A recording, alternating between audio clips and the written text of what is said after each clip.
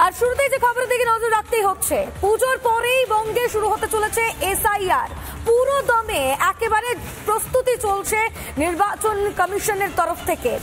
দিল্লিতে বৈঠক হতে চলেছে, মুখ্য নির্বাচনী আধিকারিকদের তলব করা হয়েছে দিল্লির এই বৈঠকে। আগামী 10ই সেপ্টেম্বর হতে চলেছে সেই বৈঠক।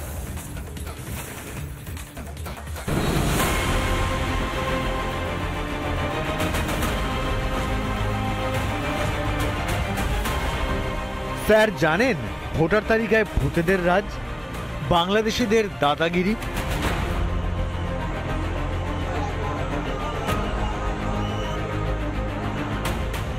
না জেনে ফর্ম ফিল আপ করবেন না, আপনার ডিটেলস নিয়ে গিয়ে ভোটার লিস্ট থেকে নাম্বার দিয়ে দেবে আর নিয়ে বলবে এই নাও এনআরসি নোটিশ নাও। মামার বাড়ির আহ্লাদের দিন যে এবার শেষ ম্যাডাম। ভোটার তালিকায় ভূতেদের খাঁচাবন্দি করতে ওঝা খোদ নির্বাচন কমিশন। কারণ বিহার ঘুরে এসআইআর এবার বাংলায় ঢুকছে। 2002 সালের পর আবার আসছে এসআইআর, মানে ঠিক 23 বছর পর। সূত্রের খবর, পুজোর পরেই বাংলায় হতে চলেছে এসআইআর। এর জন্য প্রস্তুত জাতীয় নির্বাচন কমিশন। তলব করা হয়েছে বাংলার মুখ্য নির্বাচনী আধিকারিককে। বৈঠকে থাকবেন বিহারের সিইও। দিল্লিতে এসআইআর উপস্থাপনা করবেন বিহারের সিইও। কি পদ্ধতিতে বিহারে এসআইআর জানাবেন বিহারের সিইও। বিহারের ধাঁচেই বঙ্গে এসআইআর এর প্রাথমিক কাজ শুরু হবে। 10ই সেপ্টেম্বর বৈঠকে এসআইআর নিয়ে নেওয়া হতে পারে গুরুত্বপূর্ণ সিদ্ধান্ত। অন্যদিকে এসআইআর এর গুরুত্ব নিয়ে ফের সওয়াল করলেন শুভেন্দু অধিকারী। এসআইআর আগেও হয়েছে 2002-এ, এসআইআর এর প্রয়োজন রয়েছে।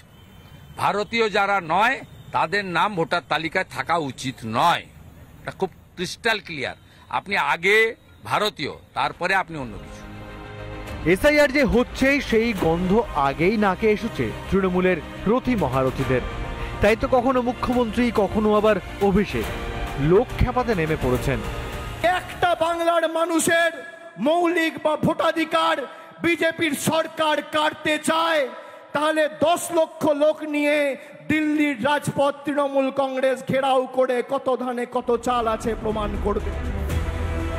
এসব শুনলে বোঝা যায় ভয় কিভাবে জাঁকিয়ে বসেছে তৃণমূলকে। তবে বাংলায় হেডস্যার আসছেনি। যতই গায়ে জ্বর আসুক শাসক নেতাদের, এখন তাদের বলতেই হবে ইয়েস স্যার, প্রেজেন্ট প্লিজ। এবার পালা ভোটার তালিকায় বেনজল ধরার, জেল ভরার। রিপাবলিক বাংলা।